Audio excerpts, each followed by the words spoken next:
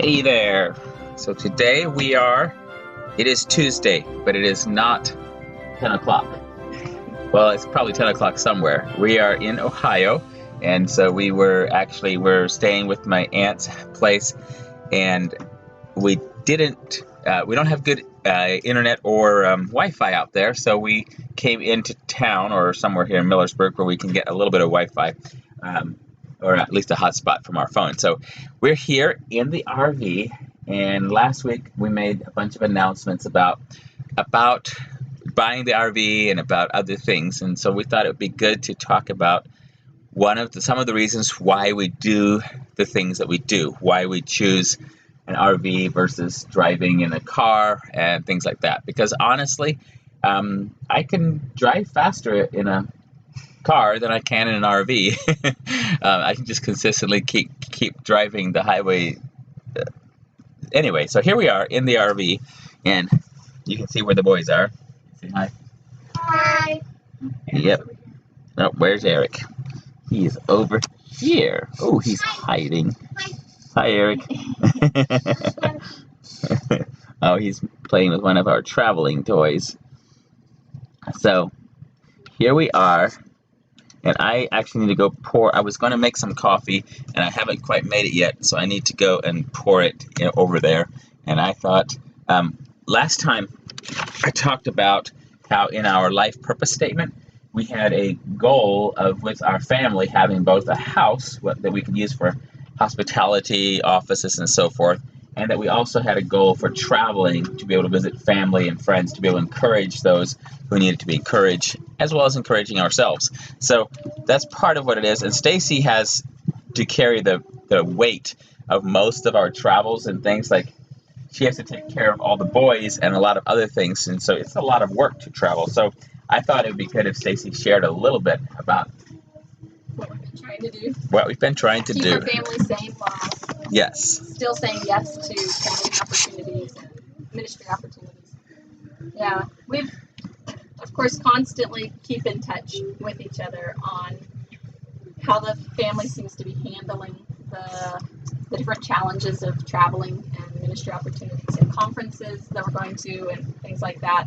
And it's not that we're constantly doing that, but it remains it feels like we majorly travel at least every other month throughout the year. And most of it not as vacations, but as ministry, filmmaking, conferences, film festivals, things like that we're going to. So when we first had Peter, we had an opportunity to go to Peru to film a missionary there and his work. And so the question was immediately there. We had a not even a year-old infant with us. Should we take him or should we leave him? And just really felt strongly that we wanted to set the priority that we're not going to let children stop us from traveling and doing ministry, but two, we were going to help equip our children with in as many ways as we could to help them be able to travel. So with him, we did things like with their sleep schedules and stuff, we really had a goal that our kids could learn to sleep anywhere and under whatever noise that might be. And so we let them have things that were mobile, like a pacifier or a blanket that gave them the cues to be able to take a nap, and yet we're not tied to their bedroom or it being absolute dark and quiet. And so even when they were in the house...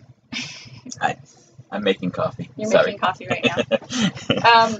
In the house, we would move them from location to location and sleep them out in the middle of where everything was happening so that they would learn to sleep anywhere. So we could take, when we were on the go then, they just take a nap, whether it's in the back his backpack as we're hiking in the Andes Mountains, or in the car, or wherever that ends up being, on the floor in the RV.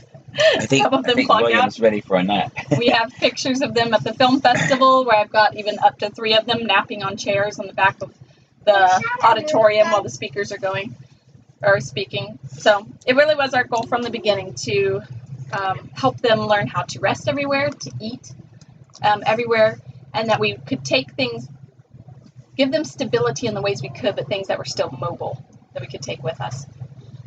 So this is William's blanket that he's snuggling on the floor with. William, can I show them real quick? Ladies in church gave us this. So each of our boys has a blanket that they normally stays in their bed at home, but we let them travel. This is Peter's blanket. which I don't use anymore. Yeah.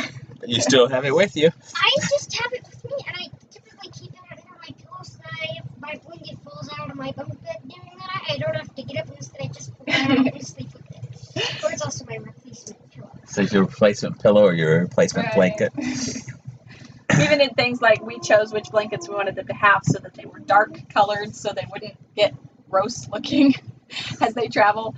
I mean, I don't let them take it to the grocery store, things like that, just when they're needing it to sleep overnight.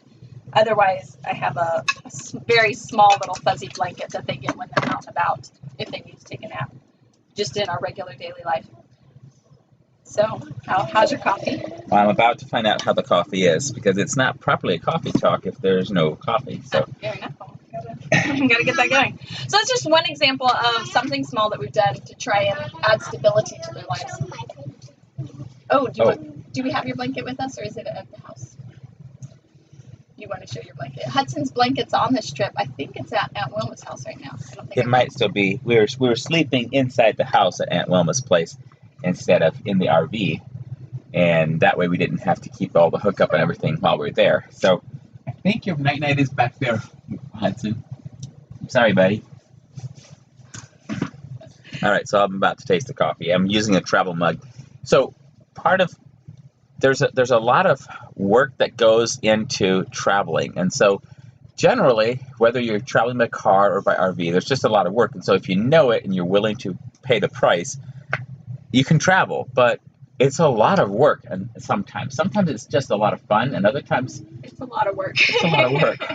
And so, like, even for the RV, we were discussing, well, what do we want to do with it? How do we want to, like, for instance, the couch over here, we need to reupholster some of that couch.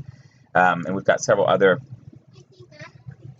Yes, you're on the couch. And so we're needing to reupholster it. We have over this direction, in the kitchen area, there's some places that we want to redecorate just a little bit and stuff. And so we're having to make some decisions on how we're going to do that. And so the first day was like, well, let's just go and buy all the mugs we could possibly need and the dishes and just spend money up front. And we did that a little bit, but we also, Stacie likes to find good deals, and so she wants to find the right mug at the right time. And I was going to go get a set of coffee mugs and other things, but I'm using a travel mug because it's what already had it. I already had it, so that's good. I told him I wanted to spend time so that I could find everything at a good price and feel like I'm winning. It's a game of saving money with it. So anyways, our decision even to get the RV was something we've talked about for a long time. I think at least 5 years. We've talked about getting a bus or an RV or something because of the amount that we traveled. Right. Because we really value keeping our marriage strong, which includes keeping us together. Yeah. For long periods of time. Instead of just flying Joseph off to some event or filming opportunity, we want to all go together as a family. And we want to keep our relationship with our kids strong, which means not burning them out. Let's see if there's a spot for me. From locking them in conferences and in their car seats for hours on end. Yeah. I have to reset the.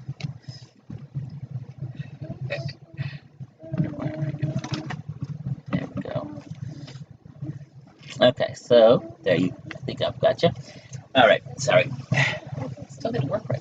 I thought I would be sitting on that side. Okay, cameras are backwards from the pictures they take. That's really funny. But yeah, it's in the past couple of years. Well, especially since we've been married and we've been in ministry, we have discovered too many of our families, our friends. I need to stop and rephrase this carefully. Since we've been married, we've known several people who were in ministry who morally went bankrupt and everything crashed and it was not okay. And so we've been discussing how do we strengthen our marriage and keep things together. Now, if you're thinking that living in a tight space in a small place with a lot of children around, that's just going to automatically fix your marriage, it's not. Like, there's enough other problems. But prioritizing family means that we're willing to look at what it takes to keep us together and what it takes to keep us working together as a family. And so that's what we're trying to do. Peter, you want to adjust the focus and check the camera that it's on us? So anyhow, we are trying this RV as our way of traveling. We want to see if this, because I am committed to not, like she said, not to just leave the family for long periods of time to either go work or to go travel on my own with ministry or work, but to be able to do this together as a family. And in many ways, she is my helpmeet. Did you want to taste my coffee too? So I can help him drink his coffee. So here, I think I need to go. You need some coffee too? Papa, is it okay if it makes the rounds? Here, I have more coffee. I have another mug of coffee just for you guys because I thought you would want it. So let's see. Oh my. Come here, Wade. All right. I like coffee. So coffee. Okay. Oh my. So this is why I wanted a whole bunch of different coffee mugs, because I thought that I have to feed a lot of people coffee. Hey Eric, can you stay off his head, please? Yeah. So here's a cup of coffee being poured. You want straight black coffee or you want milk in it? Milk. Yeah, milk. You want milk, please? Half milk, half coffee, but it still counts as coffee. All right. Who asked for it first? Is that Hudson? All right, guys. You can. Hudson gets the first taste. Mommy. All right. See, here's Give me. Hudson drinking his coffee. Eric, patience is a virtue, my friend. No, it's a great. It's not sad.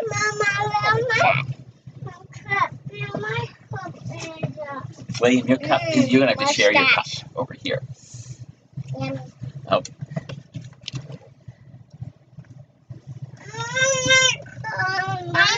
A big mustache. Is it good?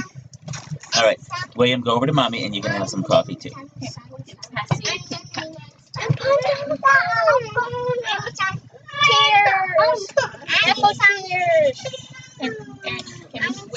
So yes, we are in Ohio again.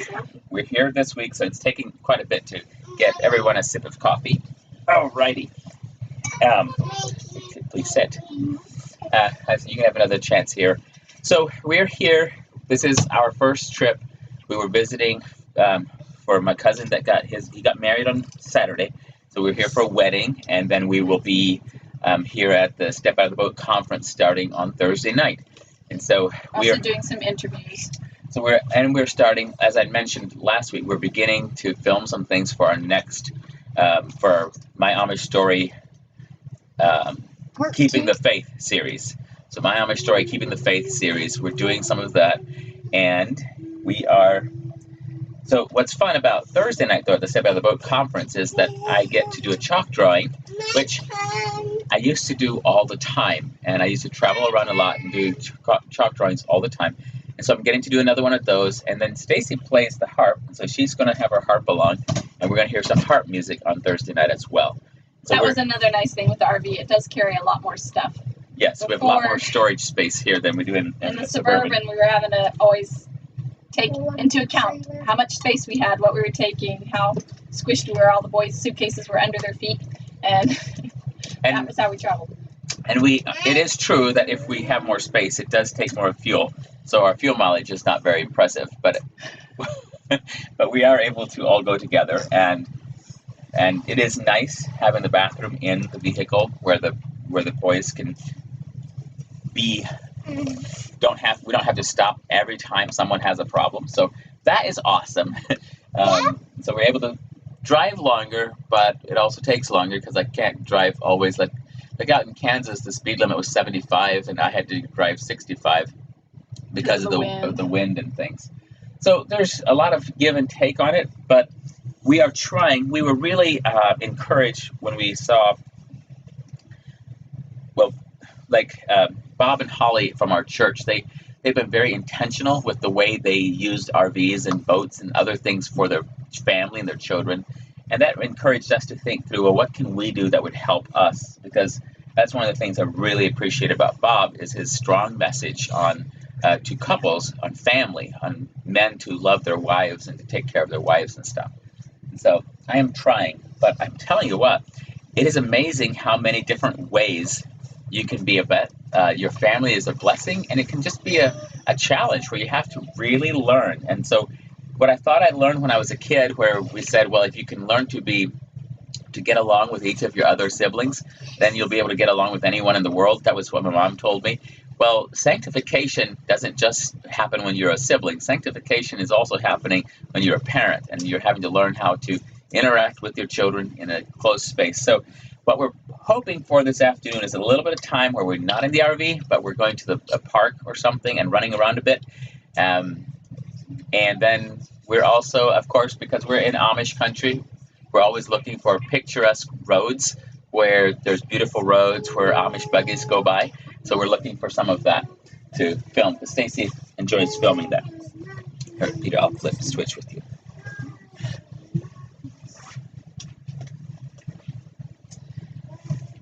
So anyway, did we share everything that we were saying on our decisions on purpose, making decisions on buying an RV? I know you had thought through a bunch of things. I mean, there's more things we've done intentional in our lives. The biggest one is just communicating. But then, yeah, we're trying this out to see how it works, and going to give it a couple of years, lots of trips, see how the workflow is, and just trying to stay constantly in touch with our kids and with each other to see how is the family going. Because we want to be able to say yes to as many ministry opportunities as possible. Yeah, we want to be able to say yes. At the same time, we really value the church at home. And so we're asking, we're so grateful for the church fellowship at home and how they have been supportive of us in our film endeavors and our ministry endeavors, and we're grateful for that. So we're trying to find that balance on how do we serve at home and serve here. And honestly, someone once asked me if I recommend that this is the way to do it, and I don't recommend this way of doing things unless God has called you. And in our life, we have a dual call. We have the call of film, and we have the call of pastoral ministry. And so with those two callings in our life, we want to be faithful to God and what we've been given. So that's why we are always trying to find good ways of doing both things. Right. So whatever you've been called to do as a family, just to figure out how to make that work smooth in your family, to get the tools necessary to problem solve, to be able to be in it for the long haul, I guess. We're trying to avoid burnout and answer problems as they come up. Yeah. Yeah, it's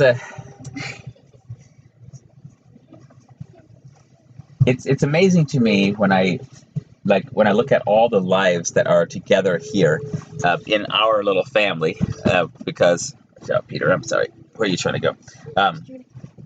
Other things that are my passion projects. And so if I'm passionate about wanting to do something, it actually is improved by the daily struggle of finding the balance and of being able to walk in love and compassion and just consistency on a daily basis is so necessary for both of these. So I'm grateful for that, and I am very grateful for Stacie for the amount of, I was thinking, there was a section of highway we drove recently that I was trying to remember, it was down in New Mexico when we bought this RV, and I hadn't driven that section of highway since I was a single man, and I'd been going somewhere on a trip by myself, and I was just suddenly so grateful that I wasn't by myself I used to have my own, whatever it was, my 1985 Nissan Sentra, or my 1992 Chevy pickup, or my 1985 Chevy Suburban, or just any of the vehicles I had that I would drive cross country with. I wasn't alone in it this time. And usually I'd have all my stuff in the back and everything there, and then I'd go, but I would be alone. And so I've been so grateful to have Stacie with me. And so I was reminded of that, because there's times when she is able to see all the needs of everything that the boys are doing and think about the needs that the boys have. And then she has to voice those to me at times and be like, well, we need to do something. So like even now, like when we're getting ready for this trip, she didn't say anything, but I was feeling it. Like for the week and a half, 2 weeks leading up to today, I've been very busy with the RV and with other things, just very busy, and I'm still busy, and I still have way more things to do than I can ever get done. And so if I don't on purpose make time to go play Frisbee golf with the boys or something, it won't happen. And so we're trying to do those on purpose, make time for things. And so here we are. We're in Ohio. We're getting ready for the conference starting on Thursday night. Grateful for that. And just wanted to show you not a real tour of the RV as much as just we're in the RV and here we are. Yeah, Eric, you understand dream and vision and passion in a really good way. I love your movie, Take Your Dream, because of it shows the family all working together on that dream and that passion. It's one of the beautiful things. And I myself was deeply touched by your film project. So may the Lord continue to bless you in taking your dream. And we are working on taking ours. So it's when God gives us a gift of a passion or a dream or a vision, it doesn't mean that it's going to be easy or that we're going to figure it all out automatically. It just means that's what we're supposed to do. And we have to now search His heart and His will and find out how to do it. So, living on purpose, that's why we're here. Do you have something else? Okay. Well, so today I'm going to end up a little early so that we can actually go do something together as a family. So, hey, Peter, can you get the boys out here quickly so they can all, wave goodbye here at the end? So we're going to end early, so this will make up for all the times that I go a few minutes over. You will subtract them from now, hopefully. So choose life on purpose and take your dream. Careful, Eric. Hold on, where's William? Bye-bye. Can someone help William come here? Oh my. We'll make more coffee in a minute, William Hudson. All right, so thank you all guys for watching and listening. And now we're all here getting ready to head out on some more adventures this afternoon. So blessings. Too many blessings, please.